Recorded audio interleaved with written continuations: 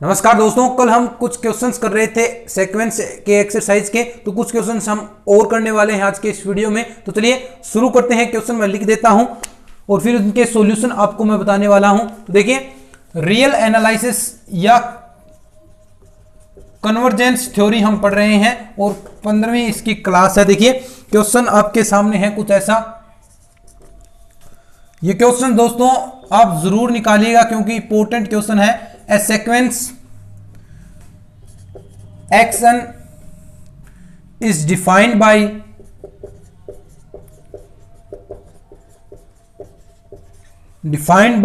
xn और xn की value है आपके पास n स्क्वेयर प्लस 1 अपॉन में 2n square plus 5। Then find n naught such that limit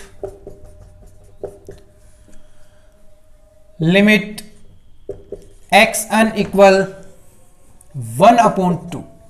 ठीक है, ये क्वेश्चन है। अब इस क्वेश्चन को मैं आपको दो मेथड बताने वाला हूं, एक बुक में दे रखा है और एक आपको मैं कुछ अपनी तरफ से भी बताने वाला हूं कि आप इस प्रकार भी कर सकते हैं जैसा कि हमने पिछले वीडियोस में किया है। पिछले कुछ क्वेश्चन हमने सोल्व किए हैं तो वहां पर भी मैंने आपको तरीका बताया था। अब देखिए, तो sequence xn is defined by xn equal n square plus 1 upon 2n square plus 5। तो हमारे पास ये सेक्वेंस हमें दे रखा है, ये सेक्वेंस है। तो हमें फाइंड करना है n नोट, एक ऐसा पॉइंट जो जहां पर n greater than n note हो और वहां पर जो लिमिट है वो क्या हो, 1/2 की ओर अग्रसर हो। ये सेक्वेंस 1/2 की ओर अग्रसर हो तो यानी हमें n नोट की वैल्यू निकालनी है। इंपॉर्टेंट क्वेश्चन है। देखिए, अब आपको पता है कि जो सेक्वेंस है कन्वर्जेंट सेक्वेंस होता है, उसकी डेफिनेशन के अकॉर्डिंग एप्सिलॉन ग्रेटर देन 0 के संगत इसका सॉल्यूशन कर रहे हैं हम।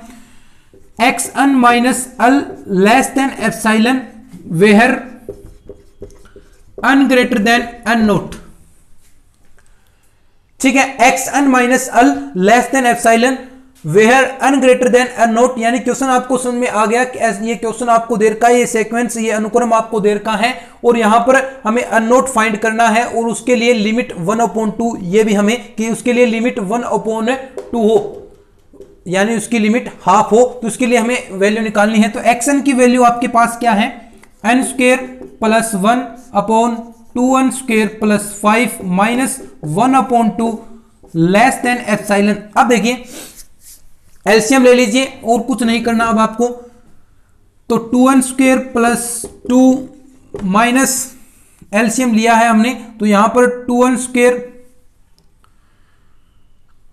ये देखिए ये वाला पार्ट हमने इसके साथ मल्टीप्लाई किया तो अब ये वाला पार्ट इसके साथ मल्टीप्लाई होगा। तो 2n स्क्वेयर और प्लस में यहां पर देखिए 2 के साथ भी यहां पर मल्टीप्लाई होने वाली है तो यहां पर क्या बचेगा, प्लस यहां पर माइनस का 5 हो गया। एक मिनट देख लेते हैं दोस्तों। एलसीएम हमने ये एलसीएम लिया है तो इसके साथ 2 की मल्टीप्लाई होगी और यहां पर 2 से 2 कैंसिल हो जाएगा और यहां पर ये 2n स्क्वेयर और माइनस का 5, तो ये आपके पास रिजल्ट निकलेगा। और नीचे आपके पास क्या बचा है, 2n स्क्वेयर प्लस 5 और इनटू में क्या है 2 है। अब देखिए, और लेस देन एप्सिलॉन आपके पास है ही। यहां से 2n स्क्वेयर से 2n स्क्वेयर कैंसिल, ये आपके पास मोड होता है माइनस 5 और plus 2 minus 3 upon 4n square, अंदर मल्टीप्लाई करवा दिया, प्लस 10 लेस देन एप्सिलॉन। और यहां से अगर आप माप घटाते हैं या मोड हटाते हैं तो 3 upon 4n square plus 10 less than epsilon. अब देखिए, यहां से आपको n नोट की वैल्यू निकालनी है तो आपके पास दो तरीके हैं, कुल आप दो तरीकों से इसे निकाल सकते हैं। एक तो देखिए, ऊपर वाला मैं साफ कर देता हूं, एक बार आप चाहें तो इतना उतार सकते हैं या स्क्रीनशॉट ले लीजिए, उतार लीजिएगा अपने आप। तो ठीक है, अब देखिए इससे मैं थोड़ा सा आगे बढ़ता हूं। दो तरीके बताए हैं मैंने इसके। एक तो आप क्या कर सकते हैं, ये प्लस 10, ये इस पार्ट को नेगलेक्ट कर दीजिए। अगर आप 3/4n स्क्वेयर इस पार्ट को नेगलेक्ट करेंगे तो ये वाला पार्ट छोटा किससे होगा, 3/4n स्क्वेयर प्लस 10, इसको नेगलेक्ट किया है तो इस वाले पार्ट से ये छोटा होगा। अगर छोटा होता है तो यहां से आप वैल्यू क्या निकालेंगे, 3 बराबर क्या होगा आपके पास, लेस देन 4n स्क्वेयर और अपॉन में एप्सिलॉन आएगा। और यहां से आपके पास एन स्क्वायर की वैल्यू आप निकालेंगे तो एन स्क्वायर ग्रेटर देन आपके पास कुछ वैल्यू आएगी अपॉन 3/4 एप्सिलॉन, और यहां से n की वैल्यू आप निकालेंगे तो √3 अपॉन एप्सिलॉन 1/2। एक तो वैल्यू आपके पास n नोट की वैल्यू ये आ गई दोस्तों, जो n नोट की वैल्यू होती है, एक तो ये वैल्यू आ गई, यानी n note greater than equal 1/2 √3 upon epsilon. अगर ऐसा है तो ये एक वैल्यू ये आ गई। लेकिन अगर आप बुक की तरह निकालना चाहें तो बुक की तरह आप कैसे निकालेंगे, आप सबसे पहले जो ये वाला पार्ट है इसको इधर मल्टीप्लाई कर दीजिए, ये आपका ये सॉल्यूशन हो गया है। अब देखिए बुक वाला सॉल्यूशन भी मैं आपको दिखा देता हूं किस प्रकार। 3, अब इसकी मल्टीप्लाई इधर कराएंगे तो यहां पर less than epsilon 4n² plus 10। अब देखिए ये एप्सिलॉन नीचे आएगा 3 अपॉन एप्सिलॉन, और इधर बचेगा 4n² प्लस 10। अब 10 इधर करें तो यहां पर क्या होगा, 4n² greater than 3 upon epsilon minus 10, और यहां पर n² की वैल्यू क्या आएगी आपके पास 3/4 एप्सिलॉन और माइनस 5/2। यहां पर मैंने डायरेक्ट कर दिया, और n की वैल्यू निकालेंगे तो अंडर आ जाएगा। तो ये आपके पास आ गई n नोट की वैल्यू, ये हो जाएगी। दो वैल्यूज आई हैं, दोनों सही हैं, कोई दिक्कत नहीं होगी इस चीज में। तो ये आपका क्वेश्चन का सॉल्यूशन हो गया पहले का। अब देखिए दूसरा क्वेश्चन भी सॉल्यूशन करवा देता हूं मैं। एक क्वेश्चन और कर लेते हैं, सारी चीजें आपको क्लियर हो जाएंगी। अब देखिए नेक्स्ट क्वेश्चन, सारे क्वेश्चन करवा रहा हूं दोस्तों एक्सरसाइज के। Prove that the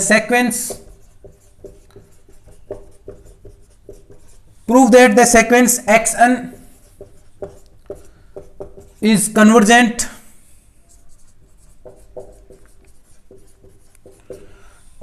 and also find its limit।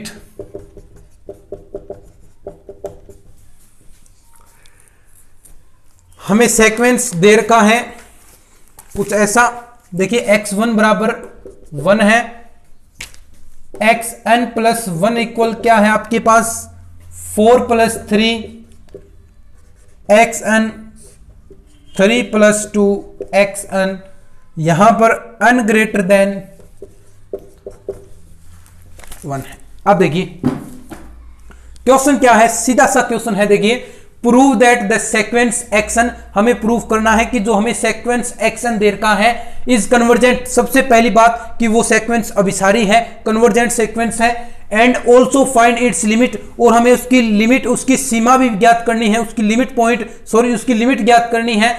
कब, ये आपको ऐसा चीजें हमें आपको दे रखी हैं। अब मैंने आपको बताया था कि अगर आपको x के रूप में, xn के रूप में या xn के रूप में पार्ट दे तो आप लिमिट, दोनों की लिमिट लगाएंगे तो दोनों की अलग होगी, तो वहां पर वैसा लिमिट निकाल कर आप कर सकते हैं। लेकिन सबसे पहले हमें कन्वर्जेंट सीक्वेंस प्रूफ करना है इसको कि ये सीक्वेंस कन्वर्जेंट सीक्वेंस होगा। तो उसके लिए आपको सबसे पहले क्या प्रूफ करना पड़ेगा कि ये सीक्वेंस एक तो मोनोटोनिकली इंक्रीजिंग सीक्वेंस है, यानी लगातार ये निरंतर वर्धमान सीक्वेंस होगा, एक दिष्ट वर्धमान सीक्वेंस होगा, और दूसरी ये बाउंडेड सीक्वेंस होना चाहिए। ये सीक्वेंस परिबद्ध सीक्वेंस होना चाहिए, हिंदी में कहें तो बाउंडेड। एक कंडीशन बाउंडेड की हो गई, और एक हो गई आपके पास कि ये मोनोटोनिकली इंक्रीजिंग सीक्वेंस होना चाहिए। तो अब देखिए किस प्रकार, सबसे पहले हम यही कंडीशन सोल्व करते हैं। सबसे पहले देखिए कुछ वैल्यूज हम रखने वाले हैं। n बराबर आप 1 रखें, n बराबर अगर आप 1 रखेंगे तो यहां पर आपके पास x1 + 1 क्या होगा x2। यहां पर वैल्यूज रखिए 4 + 3x1 + 3 + 2x1। x1 की वैल्यू आपके पास 1 है, तो 4 + 3 7/5। अगर आप इसे सोल्व करेंगे तो देखिए आपके पास कुछ वैल्यू 1.4 इस प्रकार आपके पास वैल्यू आ जाएगी। हाँ, इतनी ही वैल्यू आएगी। अब देखिए अगर n बराबर आप 2 रखते हैं तो x2 + 1 यानी x3, और यहां पर क्या होगा 4 + 3x2 / 3 + 2x2। ये वैल्यू इतनी है आपके पास। देखिए वैल्यूज यहां पर रखनी पड़ेगी। 4 + 3 इंटू में 7/5, 3 + 2 और इंटू में 7/5। ठीक है, अगर आप इसे सोल्व करेंगे तो आपके पास कुछ ऐसा रिजल्ट आएगा। तो ये देखिए कितना हो गया आपके पास 5 × 20 और 41/, 29।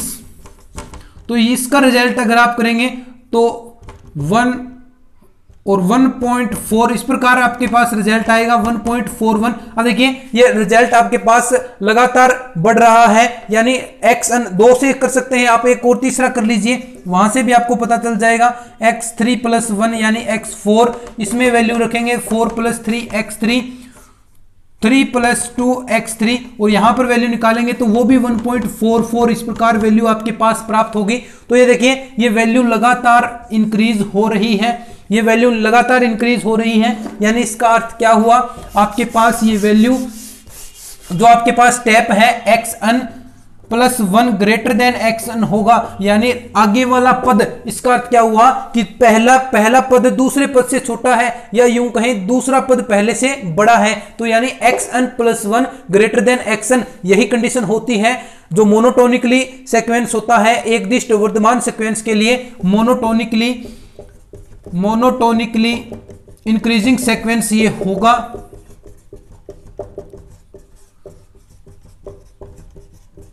मोनोटोनिकली इंक्रीजिंग सीक्वेंस होगा। अब देखिए अब यही वैल्यू देखिए रिजल्ट एक बार 1.4, 1.41, 1.44, अगर आप और वैल्यूज निकालेंगे तो यहां पर ये वैल्यूज क्या है, लगातार बढ़ रही है, और किस ओर बढ़ रही है, जो सीक्वेंस है xn वो <2 होगा, यानी इससे हमेशा छोटा होने वाला है, और यानी xn + 1 और यहां पर -2 आप करेंगे तो ये <0 के इक्वल होगा। तो यानी ये वैल्यू आपकी सीक्वेंस क्या होगा, बाउंडेड सीक्वेंस होगा। अब यहां पर आप x1 + 1 की वैल्यू रख सकते हैं, जो आपके पास कुछ ऐसी वैल्यू थी, xn + 1 इक्वल था आपके पास 4 + 3xn और यहां पर 3 + 2xn। तो ये वैल्यू आप रखकर भी यहां पर 0 से छोटा दर्शा सकते हैं, लेकिन कोई जरूरत नहीं है, ये सीक्वेंस क्या हो गया, बाउंडेड सीक्वेंस हो गया। अब ये आपको सबसे पहले पता चल गया कि ये सीक्वेंस आपका अभिसारी हो गया, कन्वर्जेंट सीक्वेंस हो गया, और ये बाउंडेड भी हो गया। तो ये सीक्वेंस किस प्रकार का हो गया, कन्वर्जेंट सीक्वेंस, अभिसारी अनुक्रम हो गया। अब हमें इसकी लिमिट भी निकालनी है। लिमिट देखिए, लिमिट के लिए आपको क्या करना पड़ेगा, जो मैंने आपको तरीका बता रखा है। लिमिट के लिए आपको कुछ नहीं करना, बस आपको लिमिट यहां पर n से इन्फिनिटी लगानी है xn + 1, क्योंकि लिमिट निकाल रहे हैं आप 4, 3, लिमिट n से infinity xn upon 3 + 2 limit n से इन्फिनिटी xn। और आपको पता है मैंने बार बार आपको ये चीजें बताई हैं, समझाई हैं कि लिमिट n से इन्फिनिटी xn बराबर l है, तो ये भी बराबर होगा लिमिट n से इन्फिनिटी xn प्लस के, दोनों l है। तो यहां पर l की वैल्यूज रखिए, यहां पर देखिए तो l रखेंगे तो l बराबर आपके पास 4 + 3l अपॉन में 3 + 2l आपके पास आएगा। अब आपको l की वैल्यू निकालनी है। l की वैल्यू के लिए 3l + 2l² इक्वल होगा 4 + 3l। ठीक है, देखिए अब सीधा यहां पर क्रॉस मल्टीप्लाई किया है। अब यहां से रिजल्ट डायरेक्ट क्या आ जाएगा, देखिए 3l से 3l कैंसिल हो गया, 2l² इक्वल आपके पास 4 हो गया। l की वैल्यू यहां से निकालेंगे, l बराबर √2, यानी ये जो आपका सीक्वेंस था जो ये आपका सीक्वेंस था, ये √2 की ओर अभिसरित होगा, √2 की ओर अभिसरित होगा। यही आपको निकालना था। सबसे पहले इस क्वेश्चन में आपको क्या निकालना था कि ये क्वेश्चन सबसे पहले आपको निकालना था कि ये सीक्वेंस बाउंडेड है। बाउंडेड सीक्वेंस हमने सिद्ध कर दिया, एक दिष्ट वर्धमान भी हमने सिद्ध कर दिया, और बाद में उसकी लिमिट भी हमने दर्शा दी कि क्या होगी। तो दोस्तों आज के इस वीडियो में इतना ही, मिलते हैं फिर इस तरह के और नए वीडियोस के साथ। तब तक के लिए धन्यवाद, जय हिंद।